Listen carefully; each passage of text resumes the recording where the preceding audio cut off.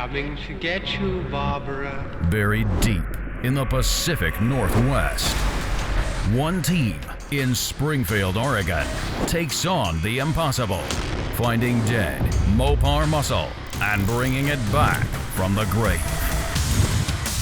Award-winning Master of Mopar, Mark Warman, his cousin Doug, his daughter Alyssa, his best friend Royal, his painter Will, his assembly tech Justin, and the rest of the GYC ghouls are restoring, resurrecting,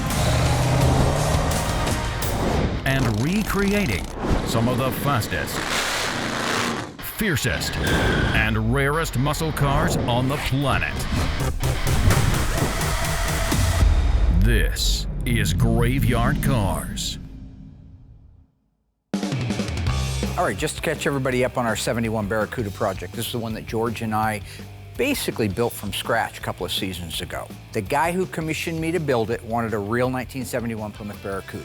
So those pickings are pretty slim out there. That's why I ended up buying a really rough, rusty one, so I'd still have all the right numbers for it. It'd be a real car.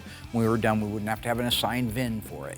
But it was rough. So the fact is, the only parts that we were really able to harvest was the roof infrastructure, and the peripheral pieces that go around it. You have to have those because at the time, nobody was making them. Now, AMD is making them. I should have saved more money and just cut the roof off of it and had it dipped and not bothered with the car. But because I wasn't sure until all of the paint is off of it what it looks like, we sent the whole car out and had it dipped. Well, you can see in the pictures when we got that thing back, with the roof cut off it, there was nothing left. It's funny, when we actually got through going through our parts department and laying all the sheet metal out, it was like a great big AMD billboard.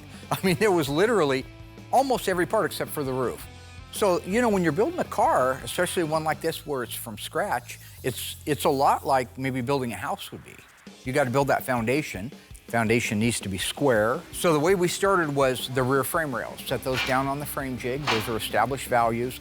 Welded in the cross member for it, the shock cross member. From there, we moved to the front of the car where we installed the frame rails and the torsion bar cross member. We also added the K member, which adds a lot of strength and holds the car geometrically square.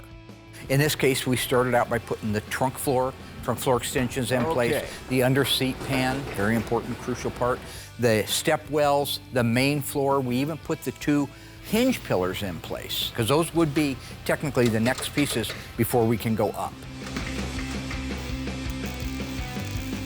So with the foundation built for the car, the next thing would be to put on the B pillars. This is a part of the car that has to be in its established place. From there, we could do the inner and outer wheel houses. We did the rear cross member with its extensions on it. When we were finished putting the floors and the lower stuff on and began like with the wheel houses and the pillars, Will came by and said, why don't I paint everything now? And that was actually a great idea. One thing that's super cool and super easy about this particular car, it's black, so it's just a 9300 single stage. Super easy. And when Mark and George get all of their inner structure parts and pieces welded, grinded, and done, and before they put any type of outer structure on, it's super easy to go in there, get some jam work done. That way, by the time this car is fully done and assembled, from top to bottom, every square inch of this car is painted. I give him credit, I hadn't even thought about it. Normally, he can't do any paint work on a car, or doesn't do the paint work on a car until, you know, it's ready for that. Once we set the roof on there, that's great. We just vice gripped it into place. Because there's so many critical points that can move just a little bit, but give you all the alignment you need. That's why you see us putting doors on next. That way, you can match up your quarter panel skins that you have to put on it. You can put the rest of the sheet metal on. We can start building out the front inner structure. But again, we're not going to weld that roof on until we know that the firewall and the cowl and the hinge pillars are all where they belong. The doors are in space where they go. With that, we can begin doing the welding. The only thing I like to do is hold tough until we have the front inner structure on, and that's what we did next. All of the front inner structure. If those aprons aren't right where they're supposed to go, if those shock towers aren't right where they're supposed to go, you're gonna have either alignment problems with the car, or you're gonna have sheet metal alignment problems. You're gonna have fenders that just can't come back far enough because the aprons were welded on 1/2 of an inch too far forward, and I've seen that.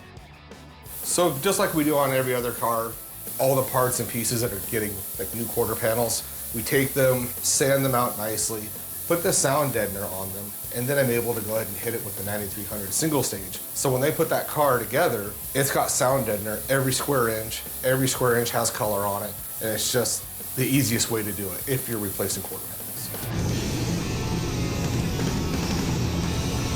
Mark and George did a great job getting this car put together. Now that it's all welded, everything's looking good. At that point, it's able to come over to me, and I can do the jam work on it. And then once I jam it, I'm just gonna panel paint the whole car. So once I get this car, going from start to finish is gonna be super quick. So the best part of a build like this is when it begins to look like a car. And you can actually see the fruits of your labor, if you will. And saying, wow, we built this thing literally below the roofline. We built it from nothing. The black paint looks beautiful that Will did on it. He wanted this car to look as close to a real 71 Hemi Cuda as possible. Absolutely gonna be stunning. With this particular car, we did it a little bit differently. I shot the body first, completely separate. That way I could just get it in, get it out, get it buffed, and get it over to Justin's area. While Noah was doing that, I was able to grab the hood, fenders, all the parts and pieces, and do the final paint on them. Because it is a black single stage, I don't have to worry about the color matching at all. It all comes out of one can and it's all gonna match. The only thing that you do have to take into consideration is it is 4 coats, and that is a thick product, and you don't want to get it to solvent pop, so you definitely want to give it maybe 20 minutes. Let the car tell you how much time it needs in between each coat. After that, I just kick it over to Noah. He does the cut and buff on it, and then we go over and assemble the whole car, and it's ready for Justin to build. Let's study the facts and learn how Chrysler Plymouth is coming through with the new Barracuda. First off, you can see there's a new look up front with new dual headlamps and new circular parking lights in the stone shield under the bumper. The new grills are exciting. Cuda here features a colored grille available in 9 body colors, very unusual. Ventless side glass is a stylish feature which also affords better visibility for driver and passengers. Door handles are flush with the body, adding to the streamlining and convenience to opening the wide doors. Stay tuned to see how Plymouth makes it.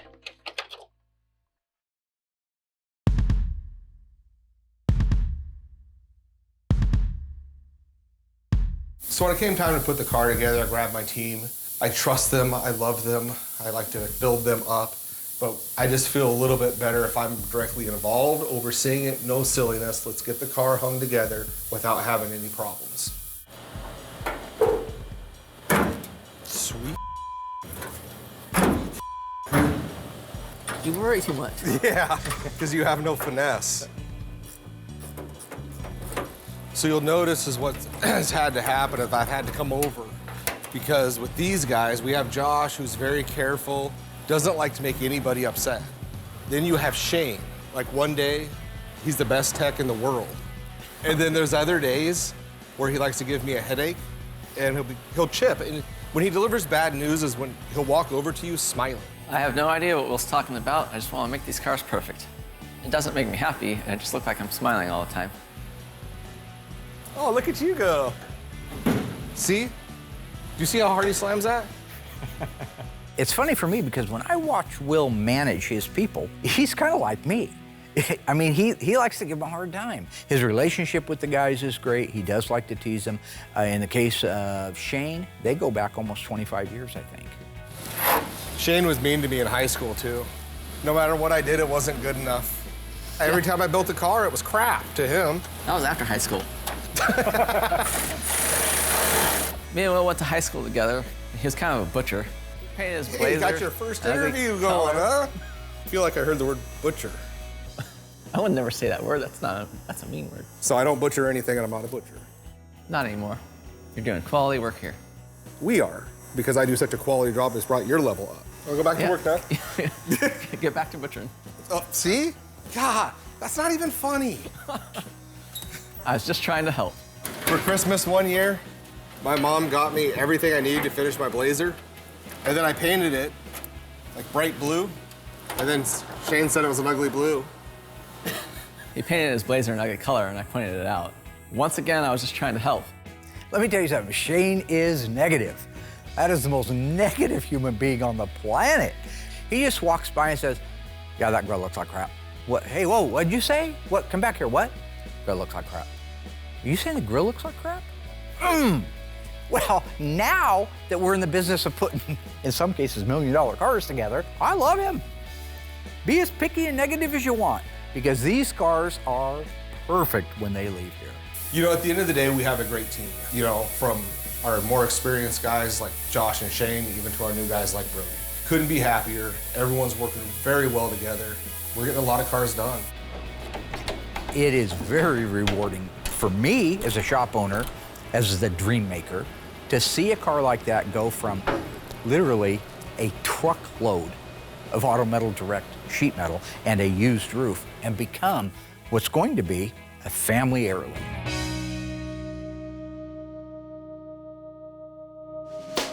So recently we got in a 1970 Cuda, 440 6-barrel automatic FE5 Rally Red shaker car. Alyssa is going to validate the car herself, tell me what she thinks, if she believes it's a real 446 barrel car.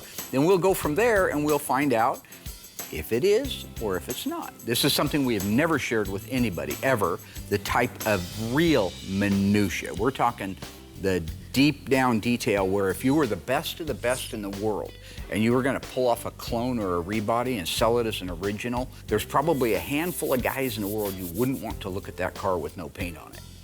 I would be one, Tony D'Agostino would be the other, and I can't mention the others because they won't pay me enough money. Obviously, that's why I'm here. What? I'm kidding. Mom jeans? Of course, this was Congratulations. Hated him in the 80s, hate him now. I never understood why the hip line has to be all the way up underneath their armpits. Kowalski. Take a real nice look at Kowalski right there. Who's that remind you of with an afro? Well, you're close. That's Cousin Dougie.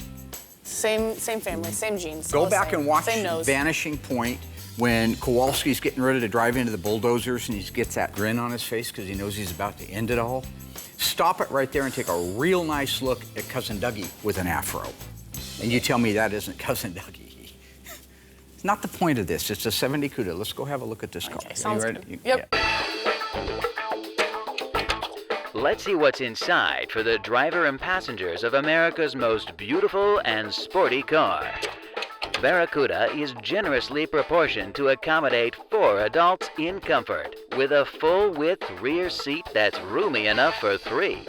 No other car in Barracuda's class has this capacity. The optional console makes the compartment a cockpit, with extra storage space that's always welcome. The locking lever for the door is neatly recessed in the inside armrest, and for 1971, there's keyless door locking from outside. You merely press the lever and shut the door, and the car's locked. It's fast and easy, and you won't lock yourself out of the car, because if you leave the ignition key in the switch, the ignition lock warning buzzer sounds off to remind you.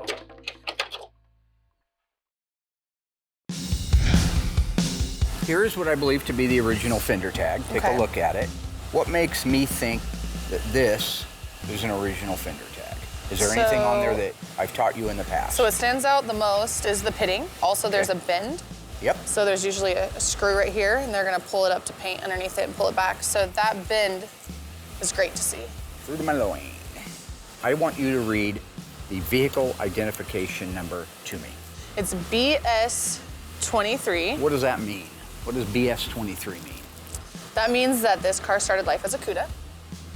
Is that right? That's true. Yep, special price class represents Cuda, 70 to 74. Okay, the next one is V0E. What does that mean? The V means that it was a 446 barrel. The 0 is gonna represent the year, so that means it was built in 1970. And the E is gonna represent the plant, which E stands for Los Angeles. So that means this car was built in Los Angeles. How about that, folks? And then it ends with 112159. Which we call the serial number. The serial number. Okay, I would like you to go to this car based on only things that I've taught you in the past and see if you can validate those numbers against the hidden body numbers on this 1970 Cuda. Well, that's easy because you're gonna find this serial number in 2 places on the car.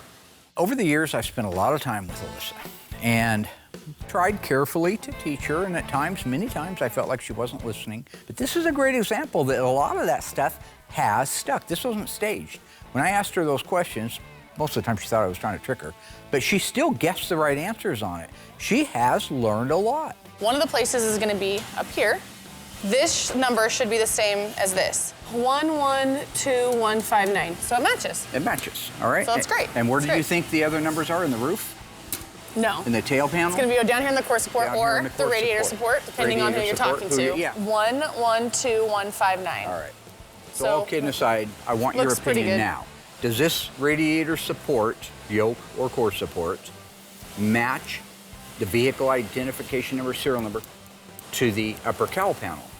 Now the way you ask me, It wasn't a trick. I don't know, it feels like a Does this trick. part match that But match? it does. It matches. It all looks good. Everything looks legit. So what is your opinion of this 1970 Cuda? Would you It's say a legit 1970 it's a legit Cuda. 70 Cuda? Well, I had already acclimated myself with this car, and I knew what direction I was going, but it was so intricate, and frankly, something we haven't seen before to this level, and I don't want to spoil what it is. You'll see what it is that I'm talking about, but that's why I got Alyssa involved.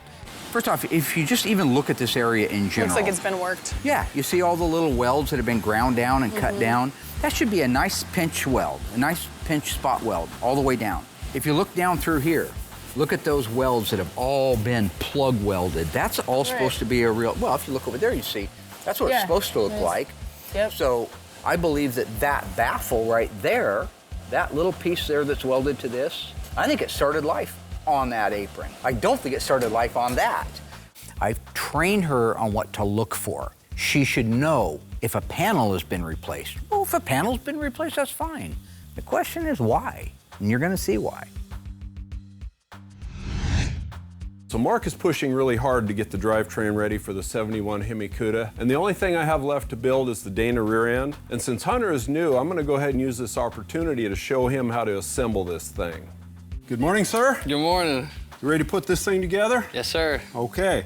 So this is a brand new Mosier Dana 9 3/4 rear end. First thing I install are the backing plates. So here's one of these backing plates that you've been detailing for me for quite a long time. So what I've done is installed all the brakes on this. I'm going to show you how this thing works. All right. That's a wheel cylinder. It's going to expand those shoes out, lock the drum, and that's how the car stops. All right. So when I apply the air to the wheel cylinder, it's the same effect as having the brake fluid under pressure. It expands the pistons, which pushes the brake shoes out against the brake drum. So I got the gasket in place here. I need you to hold these bolts in place for me. So we're gonna put this on the driver's side of the Dana rear end here. Gotcha. How do you know it's the driver's side? Well, because this is the front. This is the primary shoe, and this hole is where the park brake cable goes in, and it always goes forward. So Doug's a really good teacher. He's super calm. Just sometimes he gets a little confused. So if I put this on the other side, the brake cable would be going out the back, and it wouldn't look right. Makes sense. Right? Yeah. I mean, it's probably just me though. I want to be real careful when I slide this axle in through the seal because it's a real tight fit. And we've got some real nice sealed bearings on here. So normally we have to replace the bearings on the axles, pack them with grease before we assemble these. But these Mosier axles have sealed bearings, makes for a nice, clean, easy assembly. We're going to line up our gasket and get the plate on it. How you doing back there? Yeah, all the bolts are through. Okay, so we got the driver's side axle in place, so we're gonna go ahead and spin the whole cart and we'll do the other side. Let's see if you've been paying attention. True or false? The 1971 Cuda featured a color-keyed grille, available in 6 body colors. If you think you know the answer, stay tuned after the break. We'll see if you're right.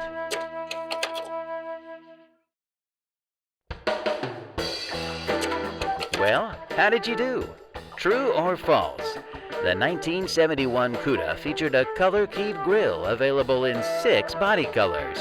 If you said false, then you've been paying attention and are absolutely correct. The 1971 Cuda featured a color-keyed grille available in 9 body colors, with enough goodies to turn on and turn up in the winner's circle. Look, shaker hood, 4-speed or torque flight, Hemi suspension, heavy-duty drum brakes, F60 by 15 tires, plus trim items, all standard. The bold look with 60.7-inch rear tread is dramatized by Cuda's black paint treatment at the rear, with relocated backup lights as a safety improvement. Optional rally cluster includes a 150-mile-an-hour speedometer, odometer, tachometer, clock with a second hand, and full instrumentation. All controls floodlighted for convenience and safety. For the king of the road, there's Hemi Cuda. So on the inside here, I believe that everything from the firewall where it meets the floor back is all one car. And it's not, and never was, a 446 Barracuda. It was a Barracuda Grand Coupe. To me, this is really fascinating stuff. Seems like this car didn't start life altogether, and I'm really excited to see where my dad's gonna go with it. Note these welds. How should the cowl and the floor be united? With a pinch weld, you can see the original ones are The like spot maybe an weld. inch or a spot weld, I mean. You see how the factory did it here, because I believe these rails also, see how nice those are? Yeah. Okay, the rails on this car started life on this floor. So what we've established right now is that the front inner fenders and frame rails started life on the same car. It's obvious that they did when you look at the spot welds. The radiator support, at least the upper tie bar that has the numbers in it, did not start on it. Well, that's okay. Cars were wrecked in the 70s. When they went to a wrecking yard. If the part wasn't available, they got a used core support that happened to have a different set of numbers in it, and they welded it on there because numbers didn't matter in 1972. So that isn't shocking. Now here's where things get interesting. The floor started life on those frame rails I just mentioned on the front of the car. But it appears that the firewall didn't. Firewall happens to be the panel that carries numbers in it, so you have to ask yourself, why? The rockers started life on the floor. Floor started life on the front frame rails, but we're having some other parts slipping in there. So what we need to establish next is, what about the roof and the back of the car? Where did it start life? And what do we have right here? And we have holes for a vinyl top. Let's say this car, this 446 barrel fender tag, that it started life with a black vinyl top. Do you remember what the sales code would be for a black vinyl top? So I know it's gonna be V, and then the number is gonna be the color, and then X. So black is what? Is it? V1X. V1X, okay. I can't believe that I'm actually starting to remember the sales codes. Because when I first started working with my dad, I mean, everything was so foreign to me. Show me a V1X on that fender tag. I only see one code at all with V, and that's the V0E, which we know isn't referencing that. So Right, no, I that's don't the see. engine in that. Would it be on the top line? It's in alphabetical order, so it would be at the very top line, yes. Okay, then no. This No V1X? Nope. What color is the car? What's the Car's paint code? red, so it's gonna What's the be tag? FE5. Right, and then the second notch up, Is also FE5, which means the top, color. body color. and they never had a red vinyl top available? No. Right, so? Holy cow, this roof section didn't even come on the same car as the fender tag. I did not see that one coming. So Did that this means car this car start should just be life- painted, right? It should It all should just be painted all one FE5. color, monochromatic, if you will. Yeah. So that means that we shouldn't have holes for a vinyl top on it. This Grand Coupe Had a vinyl it had a top. vinyl top. Wasn't mandatory, still optional. So I'm not Okay. saying it was mandatory on there, but this car, wherever its little fender tag is out there in La La Land, it had a vinyl top.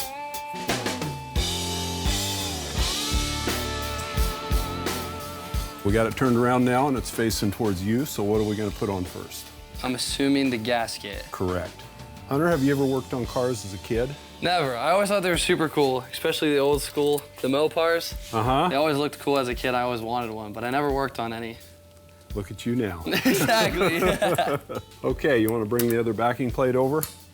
All right, this is really nice having the brakes installed on the backing plate. So Doug had me help build the brake system on the backing plates ahead of time. And I could see why, because afterwards it made the assembly go like super smoothly. And it's nice because I'm learning a lot about it. And now we're ready for another axle. So first we want to make sure that the body panel that I'm about to talk about started life on this shell. We've established that the shell itself is a Grand Coupe. Correct. So here's the rear body panel. Here's the trunk gutter, which welds to the quarters, which makes up the shell. Do those spot welds all look pretty original and unmanipulated to you? I would say yes. I would say yes, too. So here's gonna be the key part of this entire thing. We know that the front frame rails were factory welded to the floor that is in this car, and those are welded to the rockers. That's big structural stuff. That's big time stuff. We know that the core support is off of another car, and it would appear that the firewall is off of another car, which both of those items, the core support and the firewall, both happen to have the hidden body numbers in them. What does the back of this car look like? Did it start life on the same floor pan and under seat pan, meaning is everything from the cowl back one particular car? We need to find that out. Which of these two emblems would you expect to see on the back? Barracuda. The Barracuda, not the Cuda. Right. All right, take a look real close here at this rear body panel. You see that change in color looks like? Looks like they filled in a hole. Looks like they welded up a hole. Yep. Actually, the other day I took a flashlight in there, turned out the lights, ran it on it, and you could actually see the light? pinholes in the welds. Okay, so what's strange here is that it appears that the quarter panels, the roof, the floors, the rear body panels all started life on the same car. But that car appears to be a Grand Coupe. The dash VIN and the fender tags say it should be a Cuda. So there's something strange going on here. So that means, did it have this emblem on it? No. Which, by the way, the 70 Cuda emblem is double-sided tape. The 3M tape. So if you look at Jim Roots, which we will in a minute, there's no evidence that there's anything on Ever there in a except hole. double-sided tape. I've got a car out there that still has some of the double-sided tape on it to prove it. Here's a real Barracuda emblem. I happen to actually get off of a Grand Coupe, which is Still cool. has the red on the back? Right. Take a look. Is there any chance that those 3 holes, It like matches up perfect. see what I'm getting at? Yeah. Somebody's welded all those holes up and they put a double-stick Cuda emblem on there. But there's more evidence. Because it's a Grand Coupe, this is the Grand Coupe crest. Okay. It goes over the trunk lock cylinder, and you slide it over to the As soon as you side. put it up, Uh-huh. it's up. You'd slide it over the side. Now, Dougie still has his little leather pouch that he used to keep in his left rear pocket. And he'd pull that pouch out, and he'd shake it free until he had the trunk key out, because he's a southpaw. And he'd reach over there with his left hand, he'd slide. I always thought it was just the coolest. This is such a weird thing, but everybody remembers different things from when they were a kid. I love watching him switch that out of the way and go in there and put the key in. That is true. I did do that. In fact, I think I still have those keys after all these years. Oh my gosh, look at that.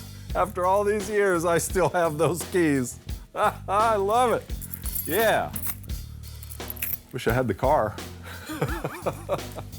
It needs a great big hole for that. Yeah, I mean, And you can two see it little right here. holes for that. And you can see the big hole here. You can and see the this one small one there and the small one there. So when I put that up there, I actually went out back the other day just to make sure to an original Grand Coupe and plunked this right in those holes. This is the kind of experience that I was hoping someday to be able to share with Alyssa, and this is a great example of it. Somebody welded up the rear body panel, like I said, where the Barracuda emblem was, where the crest was. The experience is invaluable. Mandatory on all Cuda models in 1970 and 1971 was M88, Michael 88. Do you see an M88 on there anywhere? Oh, okay. M88, yeah. Right. That's called the rear body moldings. I call it a racetrack molding. On a Cuda, they come right along here. These would hold this little thin stainless steel molding. You couldn't get that molding on any other model but a Cuda. Okay. If you ordered a Grand Coupe, you got quarter finish moldings. A Grand Coupe has a molding that goes on the end of the quarter, a little eyebrow molding, all right? The Cuda doesn't use that. The regular Barracuda doesn't use that. The Grand Coupe uses that. If you look at these quarter panels, where those moldings potentially would go if it was a Grand Coupe, 3 holes welded up each side. I went out back and I double checked against a Grand Coupe. Everything that I have that's Grand Coupe fits perfectly in that car. Barracuda emblem, Grand Coupe crest over the lock cylinder, and those moldings. I am sure that the back of that car is a Grand Coupe, and I am sure that somebody went to great lengths to make sure it didn't look like a Grand Coupe. New, now, Barracuda. Here's what it's all about. Long, sleek hood, short rear deck, the look of power. The standard Cuda mill is the 383 4-barrel, 335 horsepower V8 of Roadrunner fame, with 4 great power options. There's the 340 4-barrel, the 440 4-barrel, a 440 with 3 2-barrel Holly carbs, and the topper, the 426 Hemi. Plymouth makes it. All right, so once Alyssa and I had made it all the way around the car, we even looked at the bottom side of it. We didn't have time to share all that with you. I wanted her, just one more time, even though she's seen it before, I want her to see what all the areas that we're saying have been compromised, where welding has been done and panels have been changed. I wanted her to see an unmolested, original version of it. The best one we have just came back from the Dipper. It's Jim Root from Slipknot, cool guy. It's a 70 Cuda. His car is a very, very nice car, very solid car, very pure car. I brought it in here and went over it with Alyssa in the exact same areas that we did on the Grand Coupe, Cuda, whatever it is. Look at the spot welds. You can just tell nobody's ever been there. This is just as pure as they can come. It's absolutely beautiful. You go to that one. Now again, that one still has the original aprons on it, so it looks like this. They're a little ugly, but they're factory ugly. Yeah. As it makes a run down there, how sanitary everything is. Everything fits the way that it should fit. Wow, when you see how the panels are assembled from the factory and how clean everything is on Jim Root's car, you can tell that the car that we're looking at now has some serious issues. Same thing now. Take a look at where the firewall meets the floor. See that seam across there? Mm-hmm. All spot welded, no big blob welds marrying the two together like our other car have. Right. This pan right here started life on that firewall, which started life on that core support, which started life on the front frame rails, started life on the core support. The last thing I wanted to show Alyssa was the rear body panel. Do you see any evidence that anything's ever been welded there? Nope. How about here where the Barracuda emblem went? Nope. No holes for that, because it probably had the Cuda, which has the double-sided tape. So, see here where there's any signs of a Grand Coupe molding on that quarter? Nope. The only thing you see are super sanitary, even more sanitary than those, holes for the M88 rear body panel molding. Right. That's because the car is a real Cuda. All right, so at the end of the day, it was obvious to me, the fender tag and dash VIN call it to be a 1970 Cuda 446 barrel automatic. Unfortunately, didn't start life on that body. It's what you would call a rebody. Rebodying is where you take a car that's rotted, and you've seen them. I've showed you cars that are rotted beyond repair, even for graveyard cars, but they still have a fender tag, they still have a dash VIN, they still have a title. Then they go out and find a similar car to it that survived pretty darn well because it was a 6-cylinder car or it was a 318 car. They go out, buy that car, cut these numbers out and put them in there. That's a normal rebody. This is much more extensive. This has an original firewall, upper cowl panel, and core support off of a 446 barrel grafted into a 70 Barracuda Grand Coupe. This has been so educational for me. I'm so grateful I got to walk around this car with my dad. I know that my dad is really knowledgeable on Mopars, but for him to be able to look at a car's original DNA and be able to tell you what engine, what transmission, everything about the car just by looking at the shell, that's amazing. I had a nice conversation with the owner. I explained it to him. I said, listen, we can stop right now. I'll give you back whatever deposit we haven't used on the car. No harm, no foul. I'll even help you put it back together again. You can put it on eBay or whatever and just sell it as is. Really, it's a assembled car at that point. And he said, no, man. He says, I always wanted a 446 barrel car, and even if it's a tribute, I've seen the tributes you guys do, and they're stunning. So I say, ride it out. And that's what we're doing. We're riding it out, and we're gonna finish that car. What else makes a Cuda? 9,000 candle power road lamps standard, hood lock pins, black rear deck panel, and chromed exhaust tips. All standard. Luxurious leather interior is an option on the all-new Cuda. An overhead consolette with 3 warning lights is included with the leather interior option. Door ajar, low fuel, and fastened seatbelts. All friendly reminders of how Plymouth makes it. The optional rally cluster, a 150 mph speedometer, redline tach, and competition clock with sweep second hand.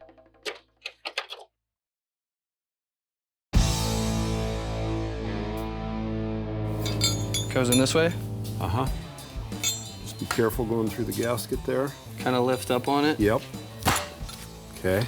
Do you know why they're red? On the assembly line, if a car was to have style wheels, which is something that you could see through, they wanted to paint the drums red. So I never really understood the knowledge and the details and whatever to actually fully get the job done. I thought it was one of those things oh, we put the car together and we're good to go, but it's not like that. Like that. Now the drum can't fall off on anybody. All right. All right, since it is upright right now, we could put the brake lines on. Go ahead and start it in the wheel cylinder, and then your brake lines will go right in there like this. Okay, so now that we got all that done, we can go ahead and roll it upside down. Okay. And put our leaf springs on. Hey, Doug, Yeah, what are these? that's the park brake cable. Okay. What do Oh, these is that go on? the thing that we were supposed to be putting in 2 hours ago? Thanks, Hunter. No problem. Well, this is what I meant by School of Hard Knocks. I just thought I would have graduated by now. So they're gonna go through that hole that we kept talking about that points to the front of the car.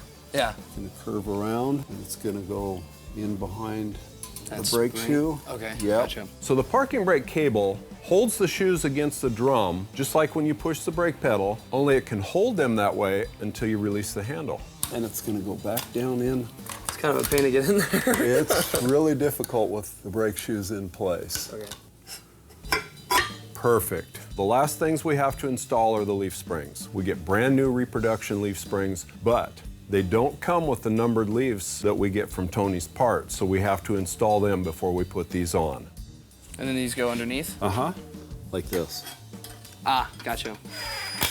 The only thing we have left to put on is the pinion snubber. So here's how the pinion snubber works. It's mounted on the top of the rear end. When you accelerate really hard, the rear end twists up in the air. Well, the pinion snubber comes up against the bottom of the body and prevents the axle from twisting too hard, therefore losing traction and control of the car. Line it up there. Line it up. I'll go ahead and run it down. And there we have it. And voila. All built out. Teamwork makes the dream work. Yes, sir, it does. Yeah, teamwork makes dream work. That's great. Yeah, remember that in about 30 seconds.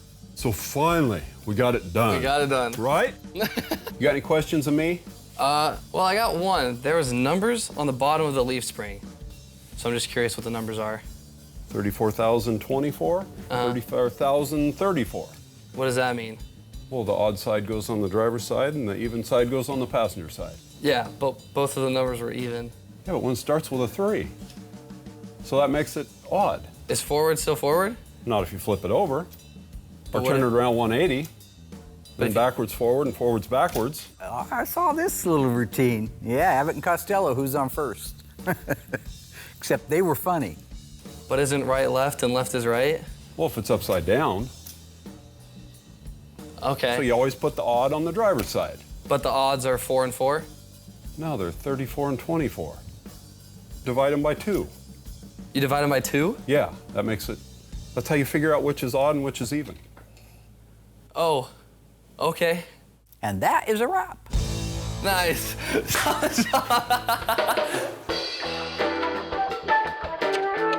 Let's see how many of you have been paying attention.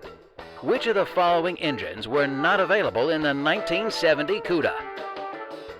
The 318 2-barrel, the 446 barrel, or the 426 Hemi? If you think you know the answer, stay tuned after the break and we'll check your scores.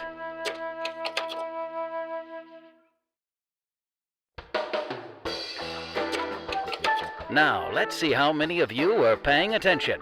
Which of the following engines were not available in the 1970 Cuda? If you guessed 318, you are correct. The 444 barrel, 446 barrel, and the 426 Hemi were all available engine options, but the 383 Super Commando was standard.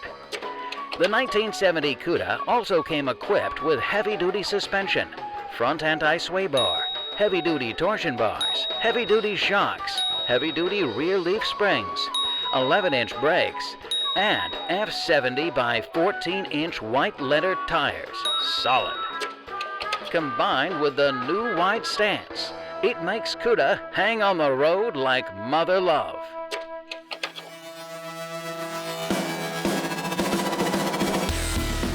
This is a second-generation Hemi, no doubt about it. You cannot mistake those valve covers for anything in the world. That is a second generation, or the Helephant 426 Hemi. That's what the owner wanted. Well, let me show you what I think probably is the coolest thing modern world technology has to offer one of these old cars that I didn't even know about until I started building this system out. Hemi Cuda shaker bubble with all the goodies, all the fixings on it, the weather strip, everything in place. Original pulleys, power steering, water pump, crankshaft, alternator. All those are the original components you see on a 66 to 71 Hemi.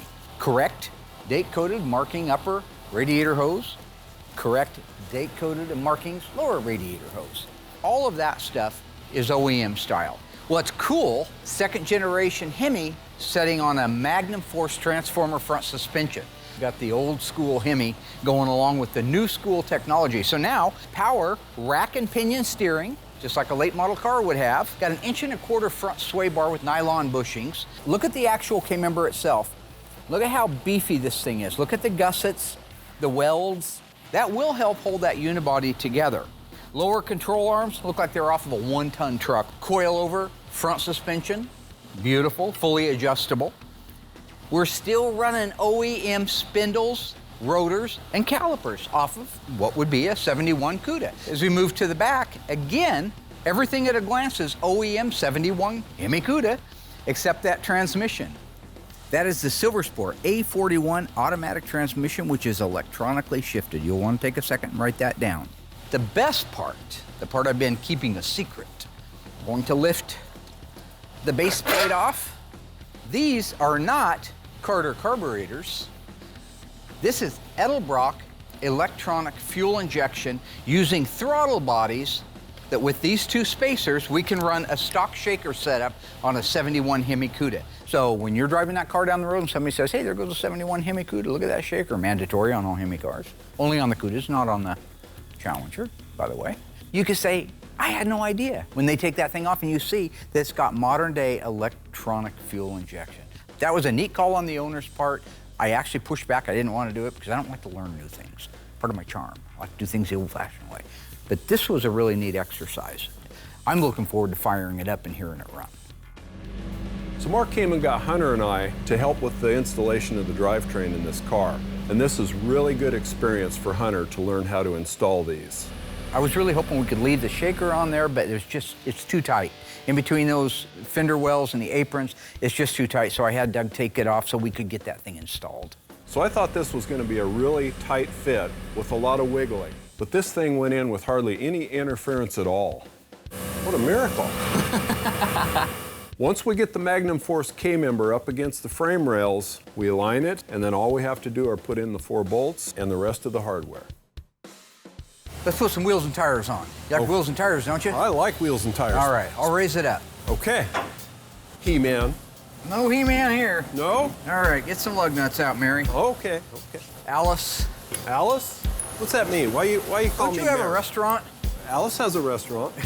You're Alice. That's the whole point. Yeah, isn't there a song about that? Cross tracks, about 500,000 miles from the railroad track. Yeah, those are the lyrics. Yeah. Those are exactly. Just walk right in, it's around the back. Just a 1/2 mile from the railroad track, and you can get anything you want. It's your cousin Dougie. So once we got all the suspension in the car, we were able to lower it down, put those gorgeous Krager 5 spokes on it with the BF Goodrich, roll it out into the middle of the shop, and voila.